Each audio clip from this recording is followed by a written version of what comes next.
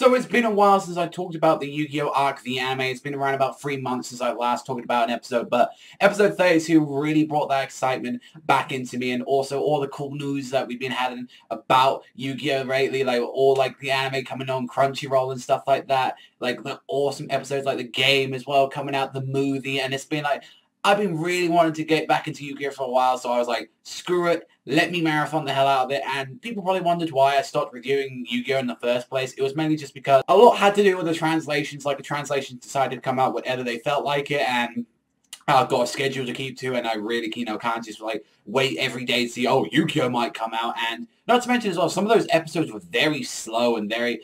Yeah, I didn't really care for the qualifiers, and I was thinking, yeah, I should come back when maybe there was a new opening or a new qualifier, which I never really got to talk about the new opening, which, new opening I do like. It really suits, Arc's tune. It's like, oh, it's a tournament, it's light-hearted, it's cool, it's action-y and stuff, and I missed out some really cool things, like the awesome fusion summoning that is the, Beast Eye Pendulum Dragon, which I'll get into later, but this episode, episode 32, was the continuation and the conclusion to the Sawatari and Yuya fight. And I just loved seeing this, like, even from, like, last week's episode, we see, his Mario Senju, like that, his dieback, and, like, also as well using his Yosen Lost Tornado combo, which was actually getting rid of, like, Yuya's cards, like, actually able to return his cards, and then he had the continuous spell and trap card to actually make them, instead of, like, his own Yosen, like, cards returning and stuff, like, when they did it, they were able to actually return Yuya's cards, but then it was actually shuffled into the deck, because that's, like, one of the main weaknesses of, like, the pendulum decks like that. It's like, yeah, it's cool that when any, like, pendulum monsters are out there, or when it's on the scale, then, yeah, they get to be destroyed and something. Instead of, like, that, they go to the extra deck, and you can just literally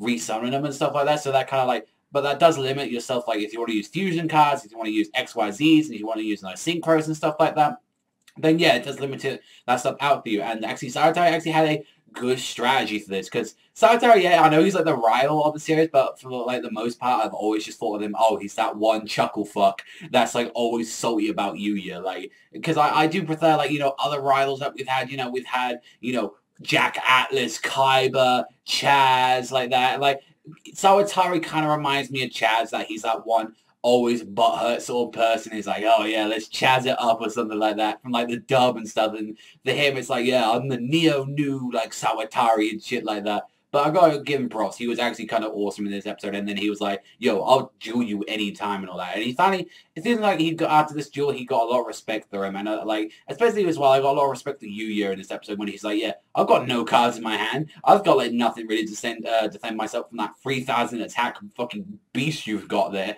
But it's like, I don't give a fuck. I'm still gonna try. I will say, though, this is one thing I've noticed that a lot of people had an issue with in this episode, that the way he was actually able to stop him at first, like, was using a trap card that actually made all of his, like, Master Senju, like, cards and stuff like that, and, like, his Yosen Lost Tornado combo pretty much just, like, useless, because he made, like, all his cards nameless. Of course, this is like an anime or anything, and Yu-Gi-Oh's been doing this from the start. I mean, hell, they didn't even make the God cards till, like 2 years ago or so, and that's also counts as well for, like, like, the Seal of Orichalcos and stuff like that, these OP things, and like, oh, this card just happened to be in his deck just for this certain duel. Yeah, stuff like that happens all the time in Yu-Gi-Oh! And that's just something like, yeah, the shonen protagonist is like, guaranteed like 98% of the time always going to win in an episode or something like that. So I was kind of expecting that, and it was like, and if the episode like kind of had like Yuya at the end of this tournament lose to the Sawatari in like the second round, I'd be like, really? Like, really? Against him of all people, this chuckle fuck? Like, so yeah, I wasn't doing exactly upset about that, but the duel was kind of awesome. Like, when he had an action card to save them, he actually had like drumming Kong, which was used like summons for shield, but he still managed to like deal 600 damage, because that's card that Sawatari has, that he's like able to like summon it. It has the same attack points, but due to drumming Kong's effect, that actually gives you 600 extra attack points to any monster that you have. He was able to actually bypass that and actually deal 600 points worth of damage to him. But I've got to talk about the main part of this episode. Pretty much when he was able to get that pendulum summon, because he was using that magician card when he had nothing in his hand like that, he was able to actually like bring out like 5 cards and stuff like that. I just love it. It just made me happy when I heard like Yuya go, ladies and gentlemen, like, as he just pulls out like 5 cards. He pulled out like one of the magicians like that. He pulled out the Trump Witch or something like that. I believe I think that was the name, the Trunch, which got an awesome fusion effect where you don't actually have to use polymerization, that you can just actually use that as well. Like, I like that with the scaling and stuff like that. That actually is a good idea. And he was able to bring out, like, Drumming Kong again. He was able to bring out, like, Pendulum Eye, like, as well. Like, I really did like that, like, sort of stuff. And then seeing the fusion summoning of Beast Eye Pendulum Dragon, I love the designs of it. And I never got to talk about that in like the previous episodes because I believe he was like in the mid-20s he arrived, and he's just an awesome card like that. I mean, you see him in the opening, he just looks cool and stuff, and it's like, I really do like this one. It's like one of my favorite versions of them. It's like, and they just do that for like all the Pendulum Eyes. Like, get one that, you know, requires synchro summoning or something. Get one that is like a ritual card version. Get one that's like, you know, XYZ. Get like, make sure that everyone can like use a Pendulum Eye. If Starlight likes to use like, I don't know, a Gishki like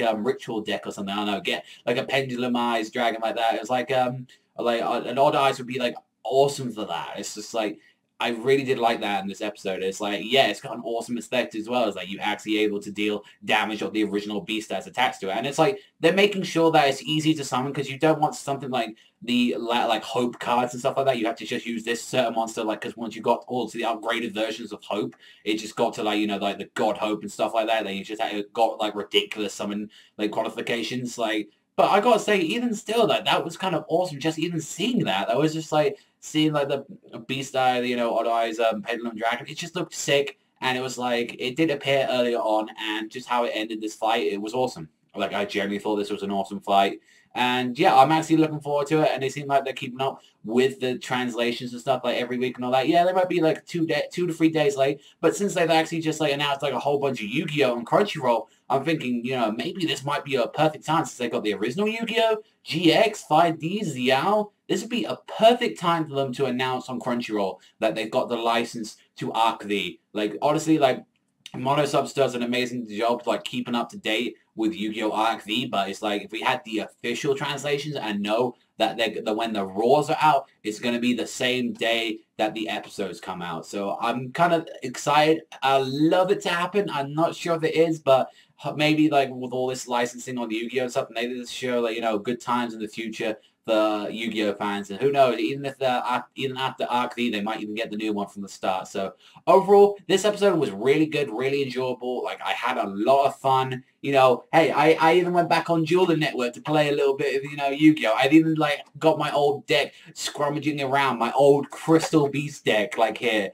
and I've just been playing, and it's just been a lot of fun. So, regardless of the whole little, you know, bullshit name thing, trap card that you used, I thought this was a good fight in the end. It's like, yeah, they're going to bring something out like that. So, honestly, I'm going to give this one a 7.5 out of 10. Really enjoyable episode. Let me know what you think in the comment section down below, though. So, what do you think about this latest episode of Yu-Gi-Oh! Arc V, and whether or not I should keep reviewing them or not, or, you know, I want to kind of get back into, like, reviewing them. It feels like it's been a long while, and, you know, I do love Yu-Gi-Oh! At the end of the day. It's a massive childhood thing. I really do need to get back into the card game a lot more, because I really have not been keeping up to date with the meta, especially ever since the Pendulum cards are coming, and the anime was, like, the only way I kind of kept up with the Pendulum cards now, but it's like, I need to see the strategies, I need to see, like, the new decks they've got out there, so, yeah. I'm looking forward to, like, seeing what I see on my Dueling Network and, like, all the other forums and stuff. So let me know anything in the comment section down below. But that's all for me. So thank you very much for watching as always. And I'll see you guys next time.